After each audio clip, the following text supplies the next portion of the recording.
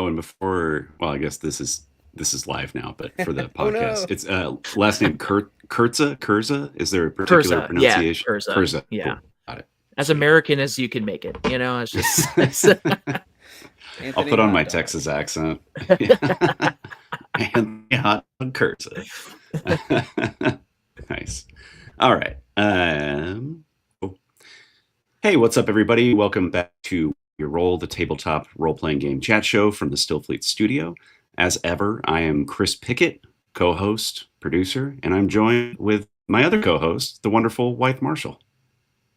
Hello, hello. Excited to talk Anthony. Today, yeah. Today we're both very excited. We have Anthony Kurza here on the pod with us. Anthony is an educator and a tabletop games creator, an auteur, if you will. How's it going, Anthony? I'm doing great. Thanks for having me. I really appreciate it. Yeah, of course. So for folks who don't, already know your work, folks who aren't familiar with it, with you and what you've done, can you can you give us just a brief intro? Who is Anthony Kurza?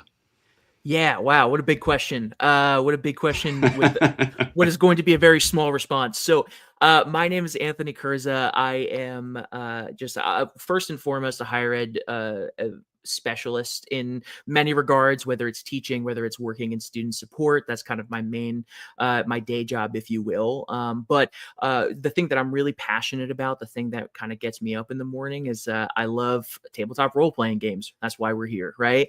But I love putting them in an educational setting. So in terms of my work within TTRPGs, I've created, first and foremost, I created a simplified D6 system called SAN, which stands for simple, accessible, and narrative, with the hope that educators that were looking to incorporate TTRPGs within their classroom would have a simplified system that would allow them to play these types of games with larger groups or smaller groups and have that like really narrative focus engagement opportunity with their classes.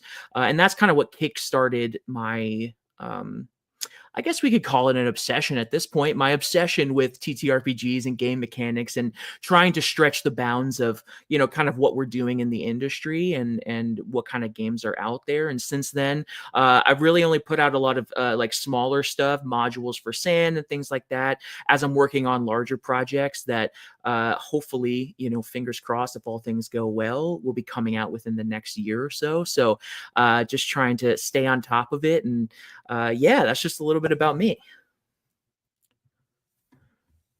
Nice. Well, that's a lot going on, and a lot to dig into. So I hope to get to SAN as well as more on the higher ed front. So Anthony, I guess the traditional, second question after we do intros is always how did you get into RPGs? Like what was your first formative experience? What led you down this path, dare we say, shared obsession? Well, it's so funny that that you asked that, because I was actually just reflecting on that earlier today. I was thinking about coming onto this podcast, and I was like, yeah, it's been a wild journey. It hasn't been a long journey. I think my first actual experience with TTRPGs was probably 2017, maybe. So not super long ago. And just like so many people out there, of course, it was D&D 5e. I had a friend come by and was like, hey, I got a group together. We're going to play some Dungeons and Dragons. Do you want to play? And my first question was, what is that? And then they kind of explained like, oh, this is what it is. And they gave me some reference points, as I think a lot of people getting into TTRPGs, their first exposure is going to be the media that they see online. So whether they're looking at big names like Critical Role, Dimension 20, or even, some of the smaller stuff that might be on YouTube, I think that's where a lot of people are getting their first introduction to this style of games nowadays. And that's definitely where I got my first introduction. And I played it for the first time. And I think when we played it for the first time, we had this whole, the game master had this whole campaign set out. And we were at a table with people that had never played before, myself included. And I think within the first 5 minutes, we completely ruined his campaign. So I think for me, like that was such a catalyst to be like, oh, I can do whatever I want. Like this is like truly an opportunity for me to tell a story with a group of people, but also like tell it in a way that I want to tell it, not in a way that, you know, when you play like a video game where there is a set ending for you, there is a set path for you to go down. I don't have to be as linear as that. I can tell whatever story I want. I can be whoever I want. And I think from there, it just kind of like lit a fire for me that I just became really enamored with the idea of that level of autonomy, that level of agency to be able to make those choices in a way that I had never been able to engage with before.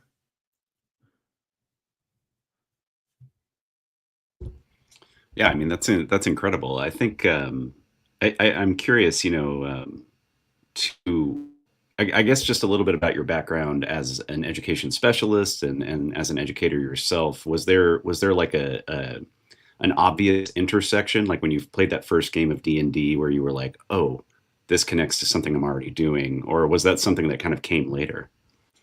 That's definitely something that came later. I think, you know, as I left my undergrad, and my undergrad was in music, and it had absolutely nothing to do with games, had nothing to do with education. It was music, and then I was graduating. I realized, oh, I don't know if a career in music is right for me, which was a problem because I had a bachelor's degree in it. But then I realized that you know, the best parts of my college experience were, you know, the administrators that I worked with, were the jobs that I had on campus, was the engagement that I had with the other students. So that's kind of how I led into higher education. And I think probably 2 or 3 years into my career is when I started making that connection. Like I played TTRPGs for the first time. I realized how important that was for me.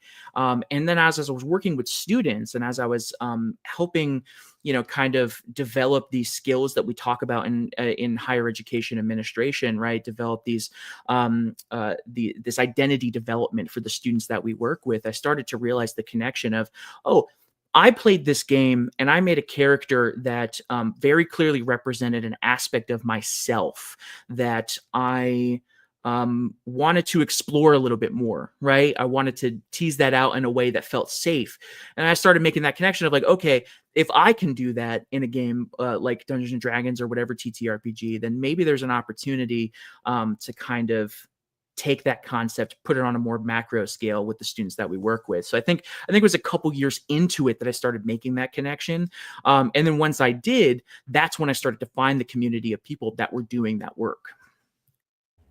Yeah, that's awesome. Well, as someone who has taught very briefly, just a couple course really modules, classes here and there with games and higher ed, it is something kids respond to. But I'm really curious to hear not only about, you know, obviously your experience as an expert and someone doing this kind of day in day out, refining it, working with different cohorts, and maybe also seeing the effects of COVID and like a fascist takeover of the United States. Like, how does that change what imagination means and why it matters? But just even more broadly, like you said, there's other people doing it. And that's something that I also don't think occurred to me when I first was writing games and was like, oh, I'll publish something fine, that it could kind of intersect with my life as an academic. Like, it just felt like, yeah, academics, almost 100% of them. It's like, have you ever seen the Venn diagram of Wu-Tang Clan and things not to fuck with? Like, it's just a circle.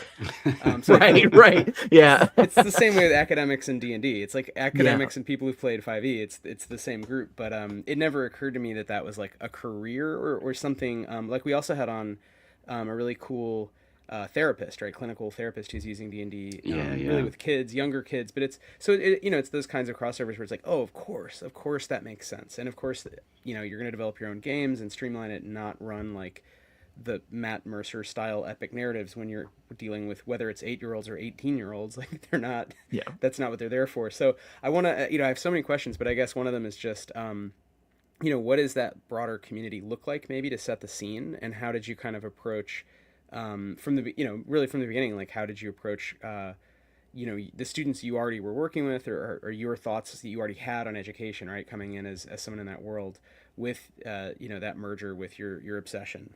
Yeah. Yeah. TTRPGs. Yeah, it was. I will admit, like, it was a really like steep slope. Like it went 0 to 100 super quick. I started getting these ideas, and really during my grad school time when I was getting my master's, I started working on like projects for class that had that connection. That I then like I made those connections and I did some of the research. I started learning the names of some of the academics that were doing the work, and then I would take those things that I did and I would bring them out into my job. And I was very some would say fortunate, others would stay stressed out when I was working full time and doing my master's part time. So I was doing a little bit of both. But I feel very fortunate because I had the opportunity to take the things I was doing in the classroom, the projects and stuff that I was working on, and then immediately apply it to my job. So for example, one of the big projects during my final year of grad school was working on a TTRPG that now we're working with another company to actually publish. That it's 7 modules that teaches the social change model of leadership development. It's a model of leadership development in which basically we want to develop skills that allow leaders to go out into the world being more socially conscious of their impact, not only within themselves, within a group, but also within their community. So each session handles a different aspect of that and teaches that, that entire model. So I was really excited about that, right? And I wanted to, and then immediately brought it out into my job. And I was very fortunate to have, kind of leadership that was down for me to do kind of whatever. I was like, hey, I want to run a TTRPG. And they said, okay. Their first question was, what's a TTRPG? And then their second was like, okay, how much money do we have to spend? So I put a small group together, of students that were interested, that just put their interest in. And I wasn't sure how it was going to turn out. This was an original story that I had come up with. I really didn't know, but we began to run it. And the session that we ran was all about the idea of commitment, right? When we commit to something, what does that mean? How do we take that? How do we take the idea of commitment and put it into action, right? So we tell this story, and it's a great time. Everyone has fun. We're laughing. We're having fun. At the end, we do a debrief, and at that debrief, we're talking about the connection between what happened to the characters in the game session, and what that means for them moving out into the real world. And I was so surprised it was this moment where I was like, oh, did this actually work? Because they were actually talking about these ideas of commitment and turning commitment into action. That was kind of the hope of the original session. And then to add on top of that, now again, this session was just about commitment. I wasn't trying to get any other educational outcome out of this. But at the end of it, we had this group of strangers that I never met before. As they're leaving, they're exchanging numbers. They're saying, hey, we should get together and play some more later. And I started to recognize, like, oh, not only did we learn about commitment, not only did we talk about turning commitment into action, but also now these people have built connections with other people at the university that they're going to feel comfortable with playing games. They're going to feel comfortable developing friendships with. And that was something for me that was incredibly special, And I think after that, it really did just like, expedite my passion for what I'm doing here. I think it really expedited the goal of me pushing this forward, not only as an academic, but as, just as a creative person in general. And from there, I've just come across just more examples of how these types of games can benefit, not only with a dedicated educational outcome, but also with the things that also come along with playing a TTRPG, like building connection and critical thinking and community building, right? Like it all connects at the end, which is really cool. Yeah, I feel like that moment of realization is so exciting. And it's something that, I think Wythe and I have experienced with like con games, or like we just wrapped up like a 4-week long campaign, the 20-sided store here in Brooklyn, in Williamsburg, where we were playing with 8 players that we didn't know from Adam. They signed up through the store, but to so quickly see people get excited about the same thing and to talk about the content of the game and like what happened, and just like the bonds that get formed are so fast and so versatile in a way. And yeah, I don't know, it's a magical moment. I'm really happy that you experienced that. I'm happy we get to experience that. It's really beautiful. Well, yeah, and like you said, it's different when you're doing it with players who are there to play a game already. They're already Hmm. TTRPG pilled in some ways. versus maybe college students who might. I guess it's a question, Anthony, and maybe again you can give us at least a few more specifics. And I'm not trying to get you to, out yourself or get in trouble in any way. But like, is this an elective? Is it the kind of thing where like, oh, we need to take something, and I can either take like the novel, or does it fulfill a creative arts credit for you? Yeah, it's like 19th century art history, or I can take Slaying Goblins, the class with cool professor Goblin Slaying 101. So it's I think that's like a question, but in any event, it is like they're not necessarily already committed to RPGs as a hobby, right? So I am curious again if you have any specifics about either.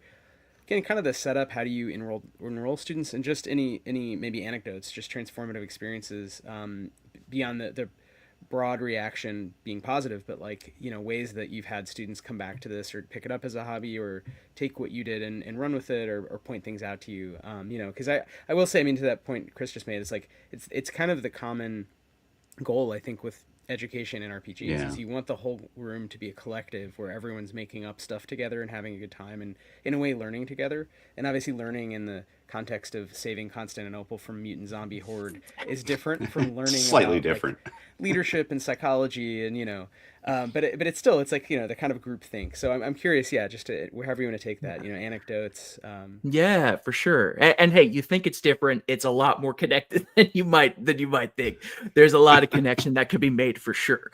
So my role at the university, I have two roles, right? My first one is a college life coach, and that is that I work with students one-on-one that are part of certain populations that are at a higher risk of attrition, right? A higher risk of dropping out after their first year, right? Students that are coming from out of state, right? Students that are living off campus their first year. We ran the numbers and we saw, okay, these are students that might not feel as connected to the university. So we want to provide an extra layer of support. So that's me. That's my first job. My main job is to work with students to help them feel connected to the university. My second is an adjunct professor, and I teach a class called Introduction to Tabletop Role-Playing Game Design, which, man, oh man, trying to pitch that was a journey. But this class is part of an initiative known as Engage 100, and it's a program that is run through I think most of the public universities within Florida, in which students within their first year enroll in a class with the whole purpose of getting them connected to a community, getting them connected to the university. So we built this class with the understanding that one, this was going to be a niche class, right? We knew that, and two, people were probably going to think this was a board game class, so we were going to have to explain that one. But we developed it with the idea that, okay, we want them to learn about building tabletop role-playing games, but we also want to make sure by the end of it that they feel connected to the university, they feel connected to the community. Even if that means they're connected to me, I'm part of the university, so that counts. And maybe they made one friend in the class. Great, you connected to the community. So finding ways to develop that was definitely at the forefront when we were developing it. With that said, once we started running the class, we're going into our third semester. So we ran it in the fall, ran it in the spring. Now we're running it in the fall again. I'm really excited.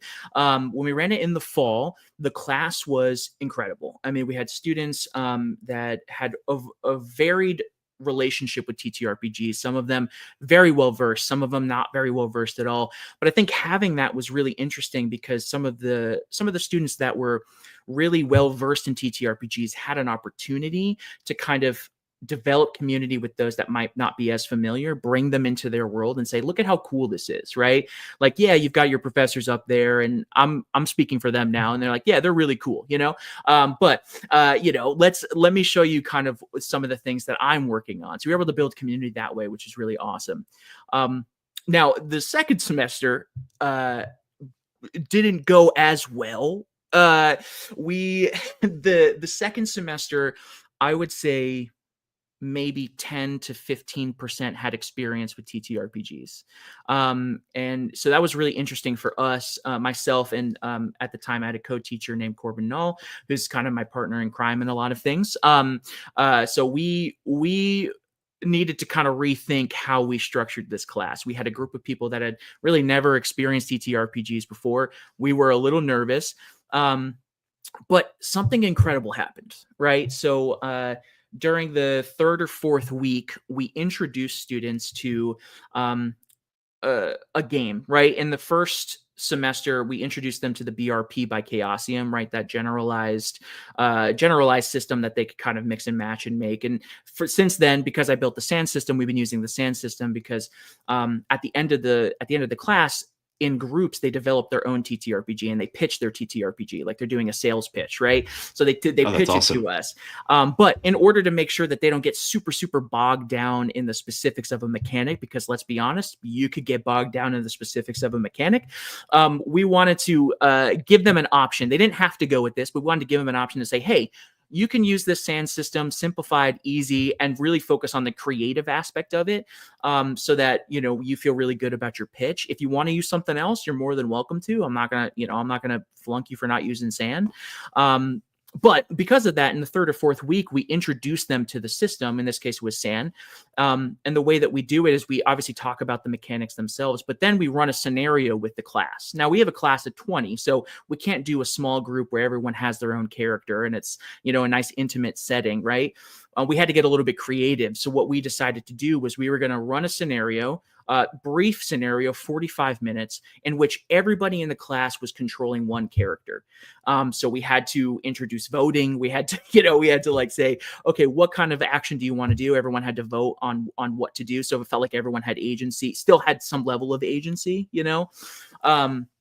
So in the second semester, where maybe the connection wasn't as strong with TTRPGs, we ran it. And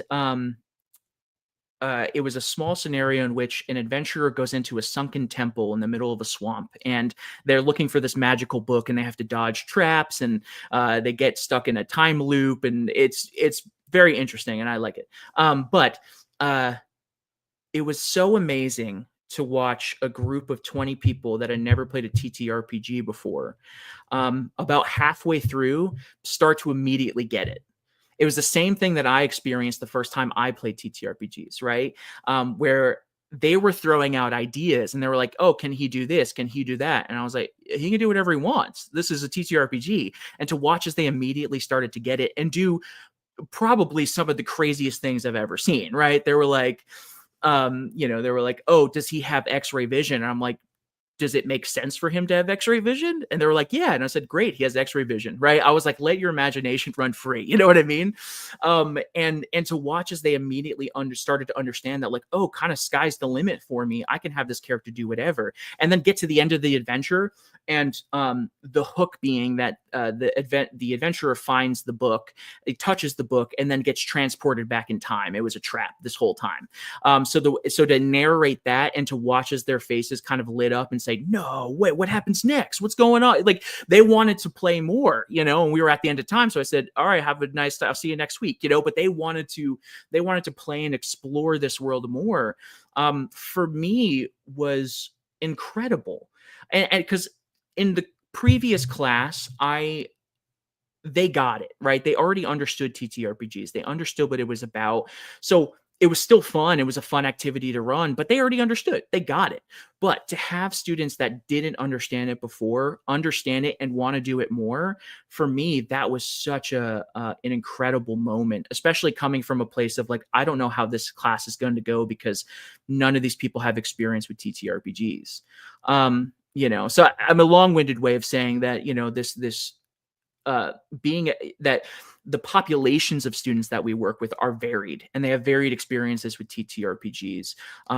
But in every experience that I've had so far, there's always been a moment where eventually they got it. And that's been really special for me as an educator, but even more so just as a human being, because this is something that I care about. So getting to see other people start to care about it too has been really awesome.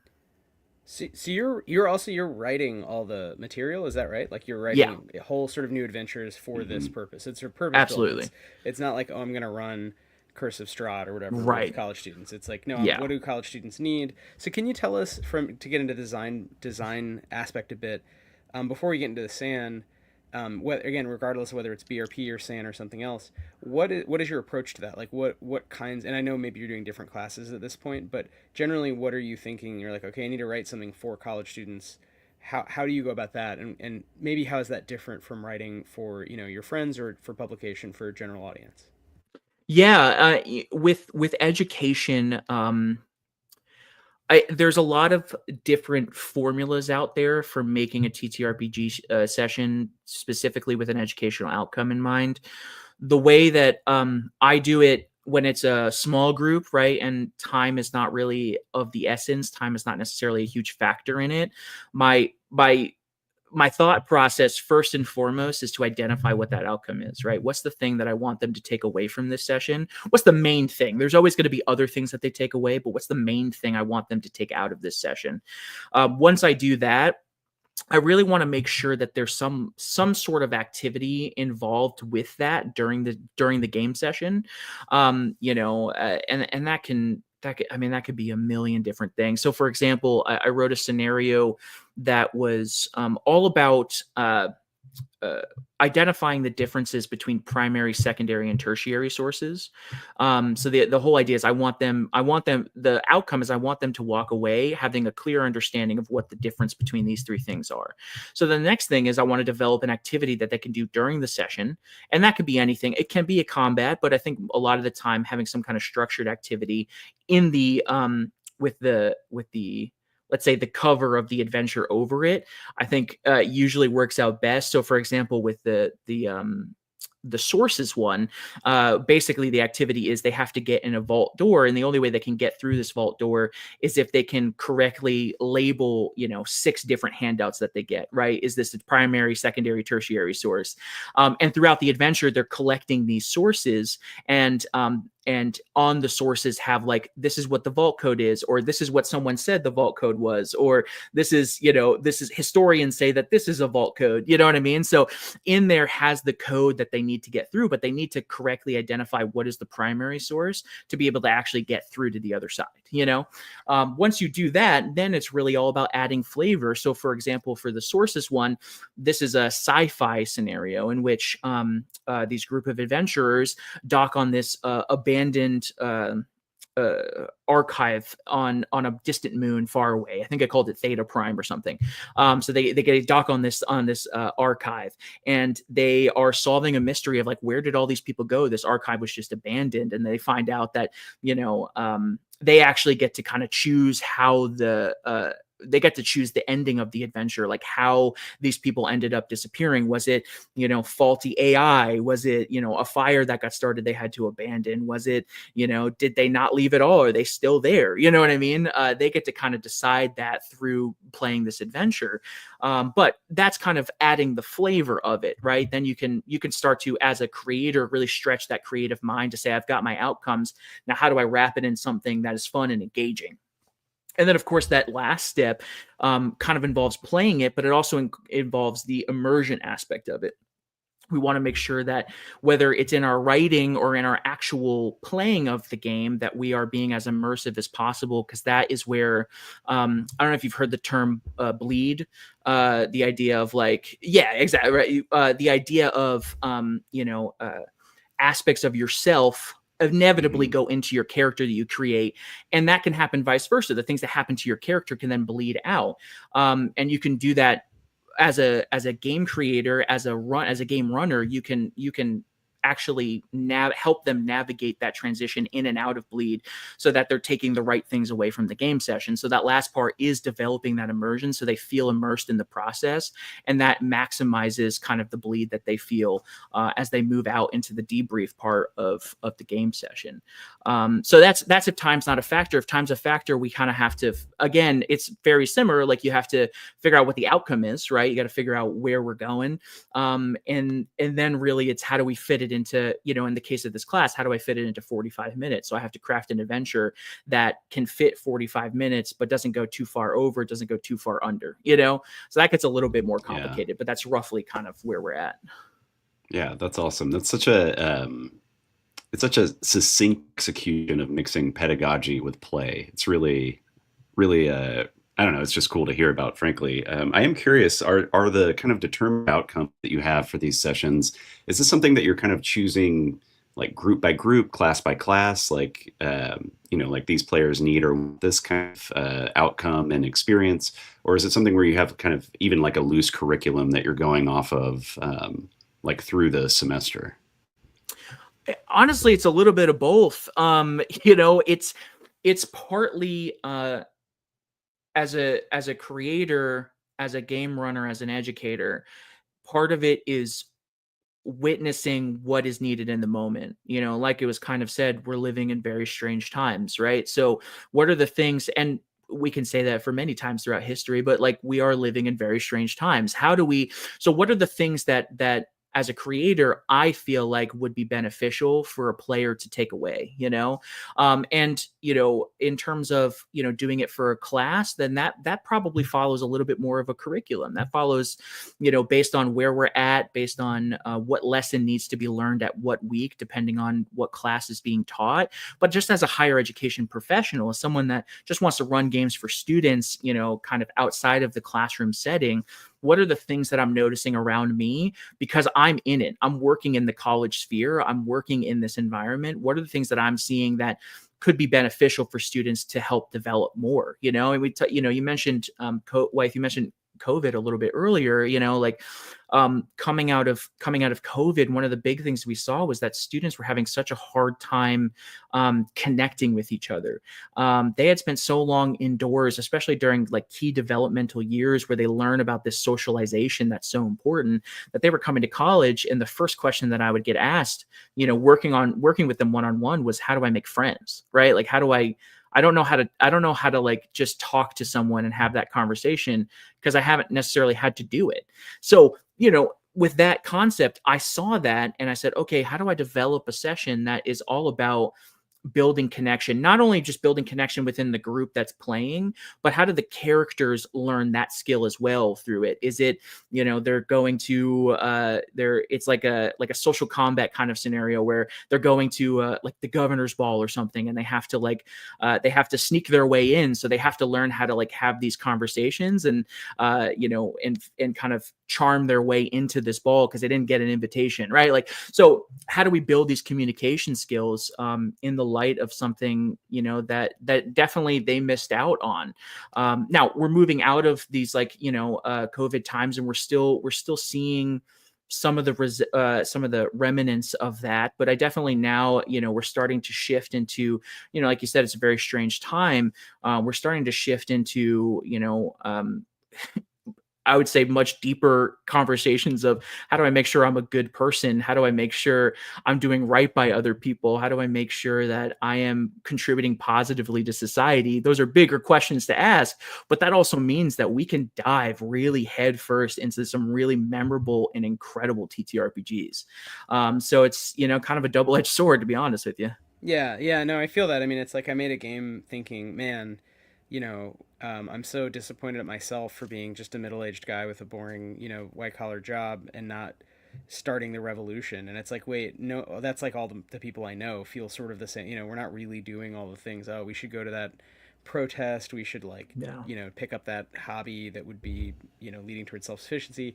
And Yeah. in some ways it was like, oh, launch this game. And then it's like, wait, what if everything gets better and no one wants to play these kind of dark games, And in some ways it's this roller coaster where you're at the top and you're going down and you're like, well, at least as bad as things get, people are more and more interested in sort of simulating, modeling, and using these experiences where there is bleed. It is kind of you, but it's also not you, and you have license to do other things, to explore really dark social change and what ifs and sort of what would I do given superpowers, right? I mean, again, even if it Yeah. doesn't Yeah. actually help the next day you wake up, go to work, go to class, but in that moment, it is cathartic, and it does, I think, exteriorize or bring you to kind of conversation with yourself and really with others is the key point, with other people.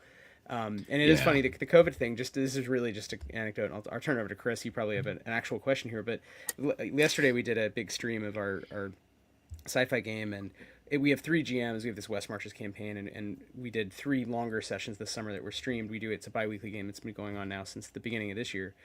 And it was really funny that one of the sort of villain I was playing in the next arc called on sort of a advanced computer like cube, just like a Quicksilver cube. One of the main sort of PCs who's been playing. She's been playing all the time. And they had a long conversation that was very tense, but it was like neither wanted to hang up, and it was very obviously like an improv, like COVID phone call trope of like like the villain who wanted all these things, like also was so lonely and just couldn't think of how to end this conversation. Yeah, And it was something that was when the GMs were like talking to me, and we're like, man, this is like eerie. This is like I have had this conversation with like a sort of frenemy or just like a weird aunt or so, you get in the and it's interesting how these games, even when you didn't plan that, they kind of pick up on and reproduce social sort of genres or ways that you've been in the past, and they kind of bring that out of you, and so I think there's something to that, and exercising those demons together in a classroom setting. I can pick up what you're laying down, Anthony, with the intentionality that you as an instructor are bringing, and saying, okay, what do I want to do with this 45 minutes? What do I want to do with the next 45 minutes? Which is a little different, because as a GM and as a writer, I'm always thinking, what is the cool story beat I want to tell, not how can I help, like in this case, a younger person who's at risk of failing out of college or whatever, you know what I mean, like grow. They're different tasks, but I can see that, like, okay, there's an intention. So Chris, do you have questions, thoughts? Sorry, I'm just kind of rambling. Well, I mean, this isn't really a question, just kind of an errant thought more than anything. I mean, I'm curious, Anthony, like, well, I guess it is a question. I'm curious, Anthony, like, we somehow lived through COVID. We've been moving through the social strangeness that has come out of that. But then, you also see, the rise of generative AI. You've got ChatGPT. I was reading a study yesterday about AI psychosis, where people are becoming so addicted to using AI as therapy or as a friend, or any of that kind of stuff. So I'm curious if you've seen that reflected in the classroom as well. I can't get this image out of my mind of like NYU grads holding up their laptops with ChatGPT on it at their graduation ceremony. It's very chilling to me. But I guess the other part of the thought as well is just that, the truly special thing about TTRPGs, and I think probably about your class and, just all of these experiences, is that like people do crave that human connection. And, people are asking, well, how can I make friends? How can I be a good person in this incredibly confusing world? It makes sense to me that would come up through the course of play and through the course of your class. So yeah, I guess the question is like, I don't know, has it gotten better since COVID? Have you seen a positive direction for that? Or is it just, I don't know, is it stagnating? I'm not sure where I'm going with that. No, I hear that.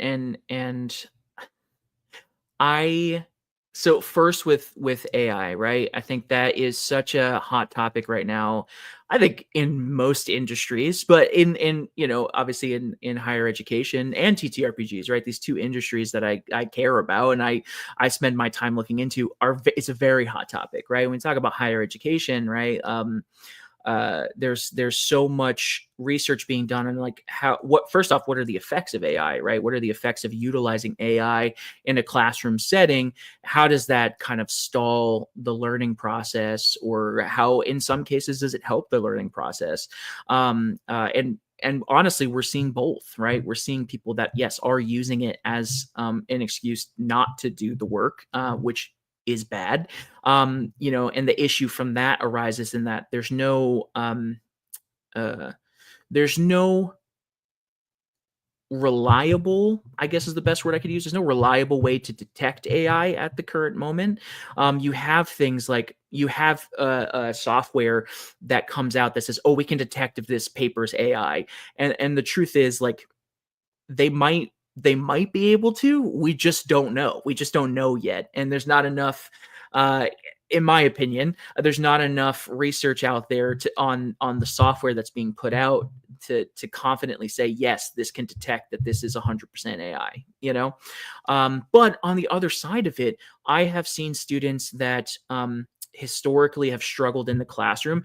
And as someone that also historically struggled in the classroom, I was a terrible student. Oh, I was an awful student, but to see a student that historically struggles in the classroom be able to take all the notes that they took in class, run it through AI and say, can you help me summarize this? Can you help me make sense of this, as a way to help them study for this test? Like, that has been beneficial. I have seen students find success in the classroom utilizing AI as a tool, and it's hard to say because, like, you can't have one without the other. Like, people are going to benefit, but of course with the benefits, people are going to abuse that. Right.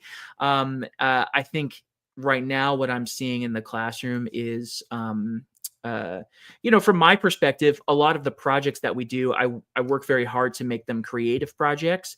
So it's a little bit harder to use AI to do some of these things that we have working on. Like, it's a little hard to use AI to create an entire TTRPG, right? Like, that's, it's not impossible. It just is a little difficult. Including the art, including all this other stuff, especially with AI art. Like, while it is getting better, we can still tell it's AI. You know what I mean? We can still tell. You know what I mean? So in most cases, although that is getting harder and harder. Right? Of course, absolutely. As it continues to progress, it is going to get harder. So, and that's why some of this like AI detection stuff, like, there needs to be more advancement on that, because we need to be able to make those distinguish, especially as consumers. As it gets harder and harder for us to make those detections, we're going to need to rely on software and software programs to be able to make that detection for us. But with that said, even in my class, like, I'm still catching AI, right? I'm still getting it, and it puts you in a very difficult spot, because you acknowledge it and you say, hey, this was AI. And you can go through a formalized process to say, hey, they used AI on this project. But because there's no reliable source to be able to detect it, it's hard for those cases to kind of resolve. They kind of stay in limbo for a while, because the technology is not there yet to actually prove without a shadow of a doubt that this was AI. So it's tough. It's tough. What I do in my class, though, and I'll tell you this, what I do in my class is, the first thing I do is I acknowledge that it's an option, right? I say, listen, like, I'm not going to sit here and pretend like ChatGPT doesn't exist, right? That would be foolish of me. All that I can ask is that as you are going through this course and as you are developing your games, take the time to do it yourself, because at the end of it, you are going to feel so much more proud of that product. And I'm finding other ways to incentivize too, to say like, oh, like, if you really like this, let's work together to see how you can independently publish it. You know what I mean? Like, if you want to like take this to the next step, if you really like the direction this game is going in, let's get you connected to an artist in town that can help you with the art, and then you can take the time to publish it on whatever, on itch, on whatever you want to publish it on, so that they take ownership of the process. And I think that's a awesome. Huge way to kind of overcome that, right. Kind of AI dependency is encourage them to take ownership. Yeah, no, I love that. And I love that's really awesome. Yeah. I love the idea of encouraging them to work with artists and other people and see the benefit in that and learn, because to your point, I do think I mean, I don't think I've given up in that. I think we can also just blow up the data centers at some point, but with climate, it'll just melt down. But for now, it is a little bit fait accompli, where like it's becoming kind of impossible. And one reason, I'm less enthused about teaching, even though I love students, is that issue of when you work in the writing disciplines, if I have them write a paper, knowing that so many students will be using ChatGPT and I can't really tell, depending what and it just becomes harder and harder to be like, okay, go home, do research, right? I teach history and anthropology. It's like, go home and do research all term, and then just make some bullshit the last day with a computer. Yeah, that's fun. But so, I love that idea of trying to show them the positives, right? The corrective is not necessarily like just yelling at them, trying to fail them all, but being like, hey, there actually are other benefits that you may not understand or have seen because you haven't had the opportunity, but let me try to give you that opportunity. So super cool, Anthony. Well, and yeah, go ahead. We have a cool question in the chat I want to ask you, but go ahead and respond to that, and then I might. What I was going to say is another way that we've kind of brought this home is that we a couple semesters we've brought in his name is Chris Burdett. He's a Tallahassee local.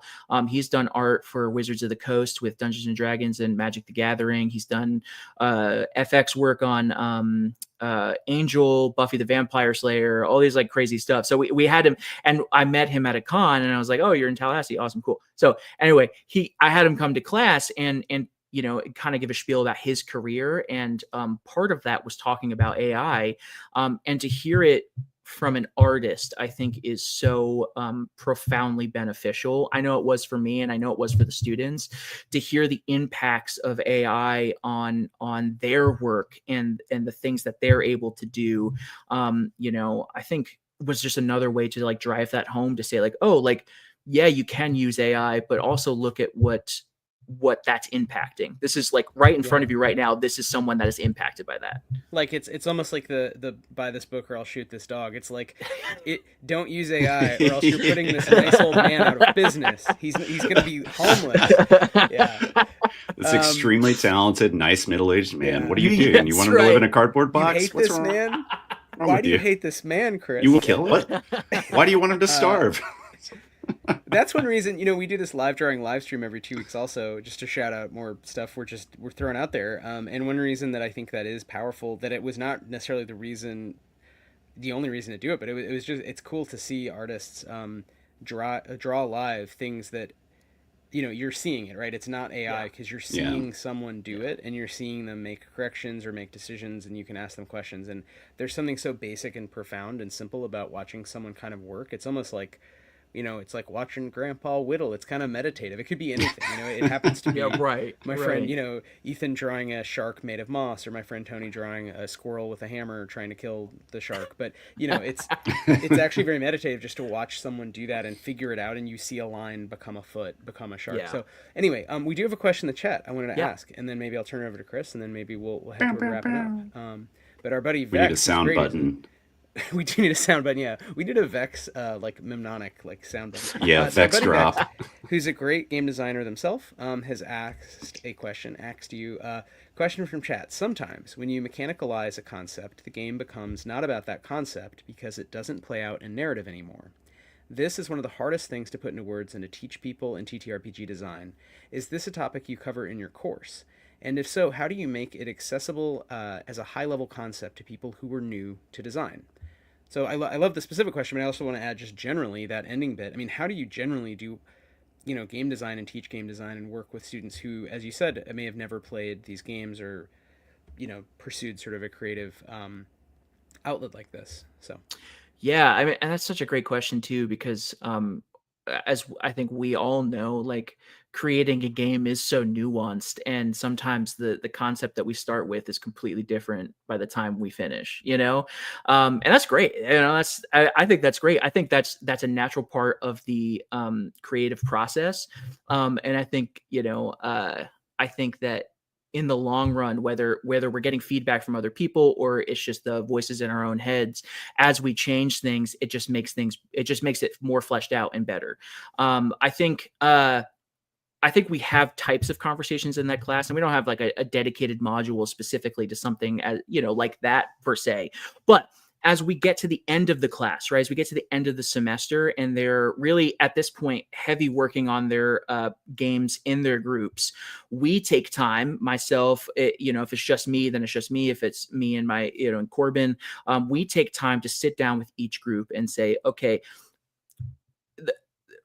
let's talk about where we started and let's talk about where we are. I think that's such an important conversation to have. Where did you start? Like, what were the first ideas that you came up with, and where are you at right now? And we kind of track that linearly to say, okay, how did it get to this point? Because I think as you go through your college experience and as you finish college, go out into the real world, that's not the last time, while we experience it making games, that happens in a lot of different professions in which something from concept to realization changes completely, changes entirely. So it's important to be able to track how that's changed and shifted over time, especially if you get to a point where, and I've certainly experienced this, you get to a point where you've been working on a project for so long and you've changed it so much, and you get to a point where you're like, oh wait, no, I don't like this.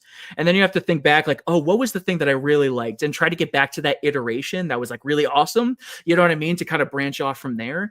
So it's so important to take the time to track that. And that's something that I think for us in the class, we're teaching that in a more hands-on way. It's not like, oh, I'm going to sit here and lecture to you about keeping track of things. It's like, no, you guys are stuck at this one area of building your game. Let's backtrack and say, like, where did we stop liking it? You know what I mean? And kind of branch off from there. So I think that's kind of where my mind goes. I don't know if that makes sense.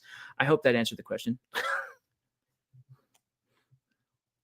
It sounds good to me. I mean, I think, Vex responds, oh yeah, getting people to realize they aren't where they were planning to be with a design is helpful. And I think that is interesting, and something that is very different as a designer, I'll say, when you're working alone versus in community, when you have friends, even, and I can imagine with a classroom setting, you can be even more kind of structured, right, with feedback, and move from, oh, I have an idea, I'll just do it, that'll be simple, to, oh yeah, the idea that you set out to do was a good one, but you didn't really do it, but actually the thing you made is still valuable, and here's why, and let's workshop that, and keep going, as opposed, and or I mean, there are branching pathways, or you want to go back and backtrack. Okay, if you really want it to be about goblins doing mixology, sorry, that actually is a game that's cool, that that is a game. did. So anyway, I'm sure maybe they did this, but anyway, something like that. Then you have to have those themes, and you went off somewhere and had other themes emerge. So yeah, it's a great question, Vex, and I think it's a good answer, Anthony. Let me turn it over, Chris, if you have any other substantive questions. We have a few minutes left to ask them. Yeah. Well, before we have to sign off, I did want to ask just about Sand specifically. I know that you kind of developed it kind of midway through starting the classes, but I was curious, like, what did the process for coming up with that look like? What inspired it? I mean, I know it's a very simple 1d6 system, but yeah, could you tell us about Sand, what the kind of like play loop looks like, all that good stuff? Yeah, absolutely. Sand's kind of oh man, how do I describe Sand? It is really kind of a passion project that was birthed out of, again, just kind of witnessing what I was needing in the moment, right? We talk about, like, I was doing the class and I was like, okay, the BRP like is great because it's flexible. You can kind of make it in any setting. But dang, is it complicated? So I was like, I just need something simple. I need something simple. The first semester we ran the class, I went out and I bought, the 7 set of dice for all the students in the class. I get, because when I play with a new player for the first time, my gift to them, I give them a set of dice. That's it. That's what I do. You gotta give them the starter dice. Exactly. It tunes into the dopamine rush that humans have for collecting things, and it just hooks you right away. People love trinkets, myself included. We got to have trinkets. So I get him the 7, right? And that was great. My wallet was hurting, but that's fine. And I, but I was like, I need something simple, because they opened the box, they were looking at the dice, and they were like, what am I looking at right now? And some people knew and some people didn't, but they're like, what am I looking at? But everybody knows a D6. So the Sand system is built off of a D6, right? It's a D6 system in which there isn't necessarily a difficulty class. You roll on a table, right? Where, like 6 means you pass with flying colors. 1 means you fail with, I guess, flying colors, and then everything that ranges in between. And each number, it dictates who narrates how that goes, right? So if you roll, a 3, for example, and you fail, okay, you fail, but you also get to narrate how you fail, right? So you can kind of like take it easy on yourself, or you could be really hard on yourself. That's 100% your choice. You know what I mean? But it gives them the agency to be able to kind of fail forward. You know what I mean? Whereas, I think a lot of times, in many different systems, when you fail, it's like, okay, now the big scary GM's going to come and tell you that you broke both your legs, So this was an opportunity to kind of incorporate more player agency. Like I mentioned earlier, it stands for simplified, accessible, and narrative. And that's the 3 core tenets of what this game is supposed to be. It's a foundation. It's not meant to be played kind of as is, because there's no setting, right? It's not a setting, it's a mechanic. My hope is that people that decide they want to try it, or people decide they want to use it, they take it and they run with it, and they make their own games. It's under an open copyright. So like, it's under I forget the term for it, but it's in an open copyright, which means that, you can make your own games with it. You can develop your own worlds. You can do your own thing. Now, everyone, my wife will tell you that I'm the worst salesman possible, because if I can put it out for free, I will put it out for free. Because at the end of the day, just want people to experience TTRPGs. And that's what the SAN system is meant to do. It's a D6 system. It's got the table. Combat is optional and super simple, right? It's really meant to bring someone that has never picked up a TTRPG before, bring them into the fold and show them how awesome TTRPGs are. Yeah, I think that's great. I mean, so many people, yourself included, have some version of Dungeons and Dragons, of the Dragon game, as kind of their first experience. And I don't know, the thing that I hear over and over again from people is like, I love it. The settings, loose setting is great, blah, blah, blah, whatever. It's so complicated. It's so complicated. And I do think that that's a huge barrier to entry.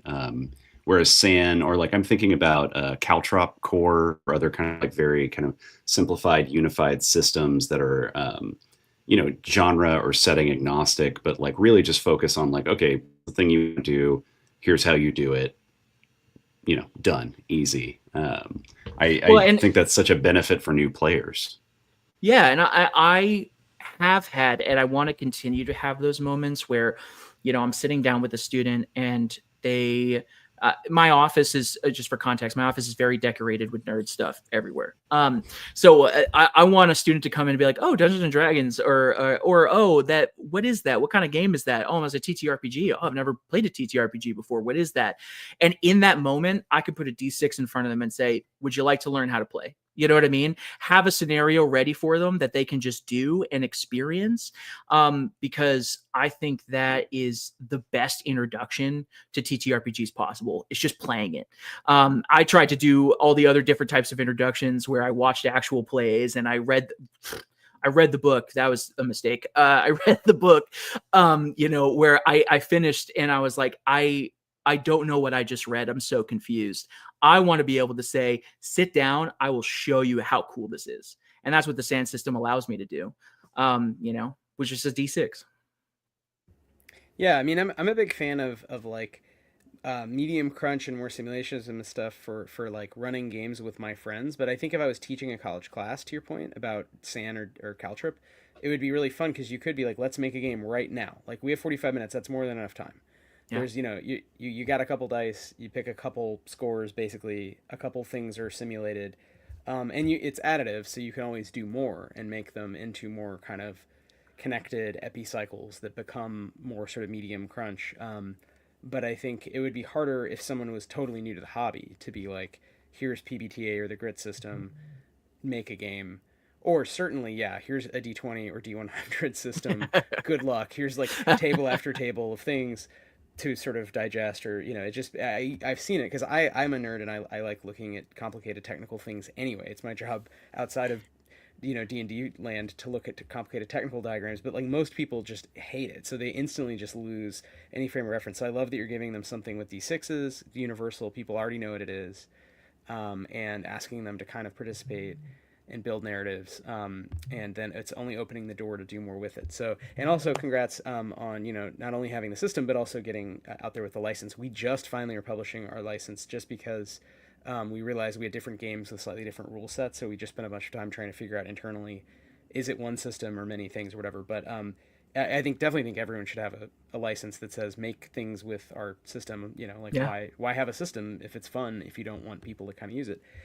So that sounds great, and we'll definitely check it out and plug the links and whatever you got. So with that, we're at about time. Anthony, I definitely want to give you a chance if there's anything we haven't covered, anything you want to talk about. But yeah, I mean, Chris, did you have any more non-final questions? I only have my final question. Okay. Well, then, Anthony, did you have any non-just plugging stuff, content topics you wanted to talk about we didn't get to? Oh man, I feel like we've covered the gambit of stuff. I really appreciate getting the chance to come on here and talk about it. It's life's been crazy because we're about to welcome our first child, so nice. Really excited about. Thank you so much. So it's been nice to kind of refocus on this a little bit, just to as a reminder of how cool it is. So I really appreciate it. Yeah, of course. Anytime. It's cool stuff all around. Creating life, pretty cool. Making games, Absolutely. pretty cool. It's all good. 100%. Yeah. It's all creation over there in the Kurza household. Yeah. The Kurzas just can't stop. Well, Oh my we'll God. let you get back to that life making and getting ready for that. I'm sure you have a busy semester ahead, or maybe you have. I don't know if you have a term off given the impending Bambino, but either way, we will let you get back to it shortly. Last question, Chris. I feel like you might have one up your sleeve. I sure do. Anthony, where can folks find you on the internet? How can we best support you? How can we get more people to pick up and play San? Man, so in terms of trying to get content out there, Instagram, Anthony Kurza, simple, easy. But on LinkedIn is where I like to kind of post some kind of like updates in terms of the education realm. So if you're ever interested in learning more about that, happy to put that out there. All of my games are on itch.io under Anthony Kurza, so easy to find. I do, for the most part, just try to put everything out there for free. So the big thing for me is that I love feedback, right? So if people are playing it, people are liking it, I'd love to hear it. If they hate it, it's going to hurt my feelings, but I'll hear it anyway. I'll hear it out, you know? But yeah, those are kind of like my main spots right now. I'm looking to hopefully develop that a little bit more because I've got some really exciting projects coming up in the next year, about 3 or 4. So I'm excited to start rolling those out and to see what people think about them. Awesome. Well, you check out Anthony's Itch, which yeah, we'll have links and everything like that down in the show notes in the description. But yeah, I think that's it for Why We Roll for now. Thank you so much, Anthony Kurza, for joining us. Thank you, Wythe, for being just a good one co-host. Thank you, Chris. And yeah, I was waiting for mine. Of course, you're great. Thanks, Chris. Well, and thank you both. And thank you both for hanging out with me. This was great. Yeah, no, thanks, Anthony. Yeah. It's great to be in touch, and please keep us informed. And honestly, yeah, if I don't know if you have a Discord server, but we have an active Discord server. We'd love to have you join and just chat with us and tell us what you're up to. And same thing, feedback, tips. If students are looking for a place to play games, we're always interested in education, even though we're not currently doing that for a living. So thanks for sharing some of your reflections from the trenches, and best of luck. Honestly, as we say, we live in interesting times, and I hope that you're still fighting the good fight, and more kids are coming on side. So yeah, everyone check out kurzplaysgames.itch.io, or you can just Google Anthony Kurza Itch. It pops right up. And thanks again. We'll see you next time. Bye-bye.